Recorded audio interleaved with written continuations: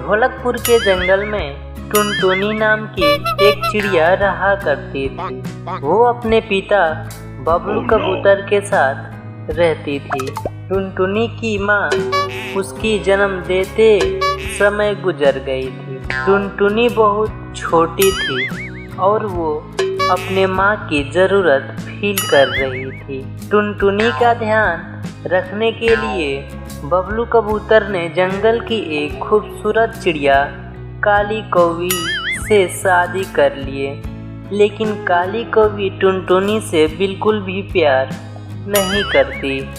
काली कौवी जायदाद को हासिल करने के लालच में बबलू कबूतर से शादी की थी। बबलू कबूतर के सामने वो टुनटुनी का बहुत ख्याल रखती थी। जैसे ही बबलू कबूतर घर से कहीं बाहर जाता, वो टुनटुनी पर खूब अत्याचार करती थी। अरे ओ टुनटुनी, चल आ मेरे पैर दबा।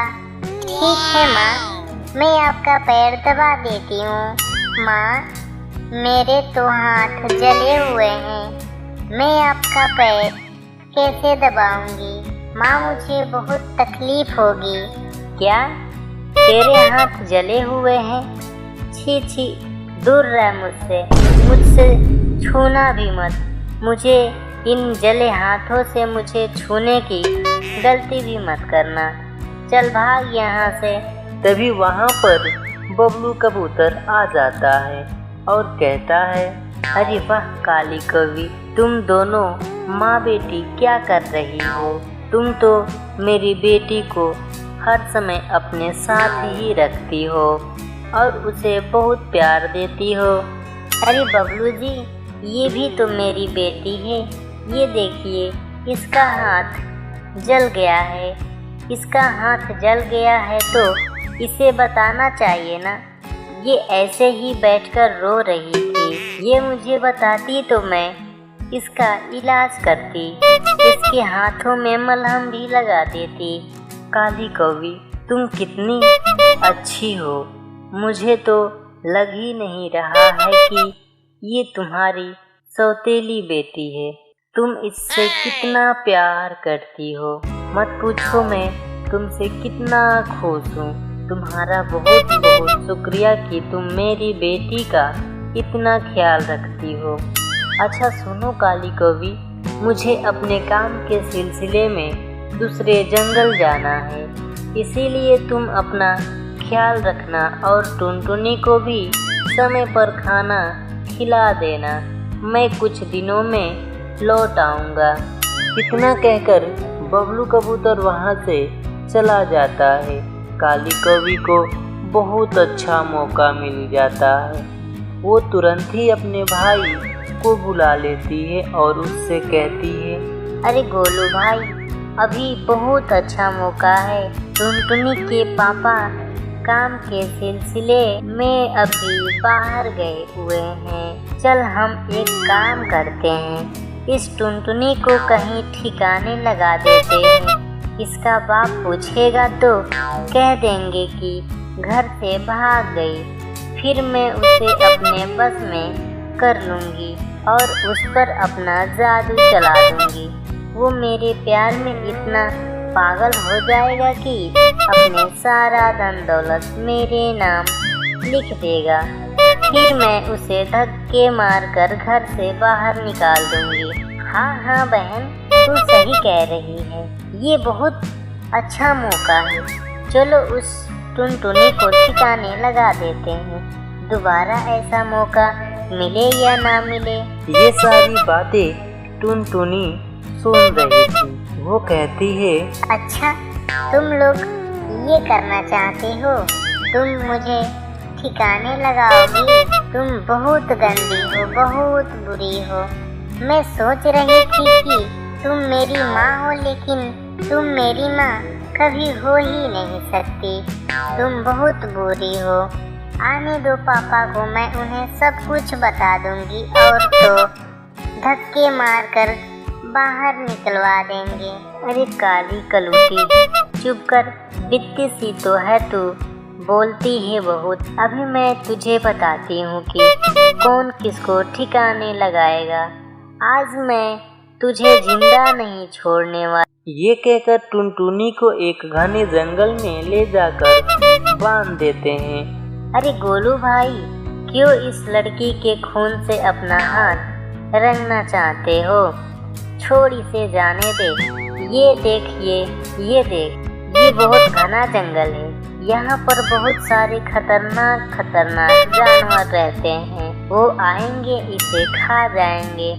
क्यों फालतू में यहाँ पर अपना समय बर्बाद कर रहे हैं। चल हम घर चलते हैं।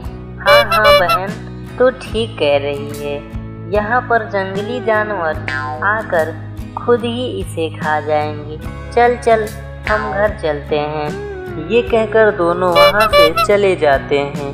पापा, आप कहाँ चले गए? आप कहाँ हैं? पापा, मुझे अकेले छोड़कर आप कहाँ चले गए?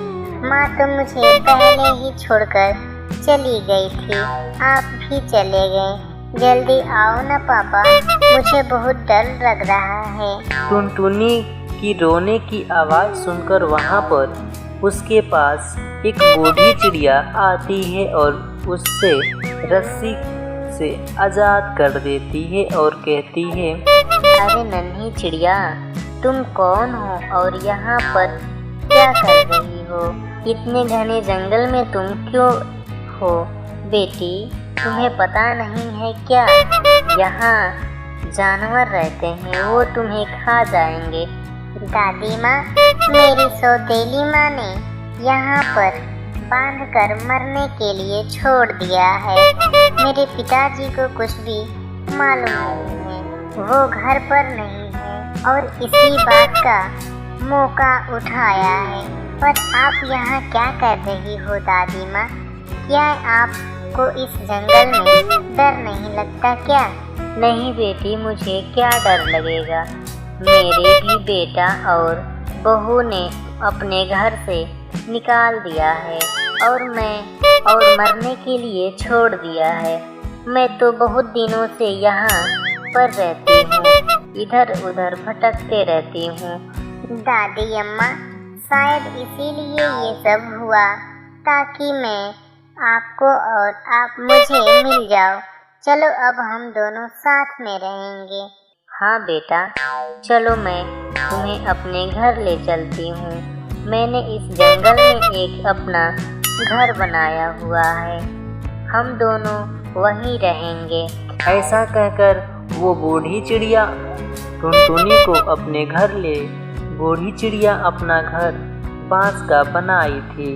उसे देखकर टुनटुनी चिड़िया कहती है, दादी अम्मा, ये घर तो बहुत सुंदर है और ये सिर्फ बांस का बनाया गया है। ये घर तुमने कैसे बनाया दादी अम्मा?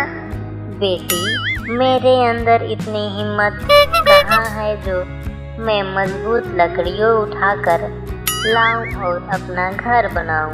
यहाँ पर बांस के बहुत सारे पेड़ लगे हुए हैं, मैंने उन्हीं से अपना घर बना लिया।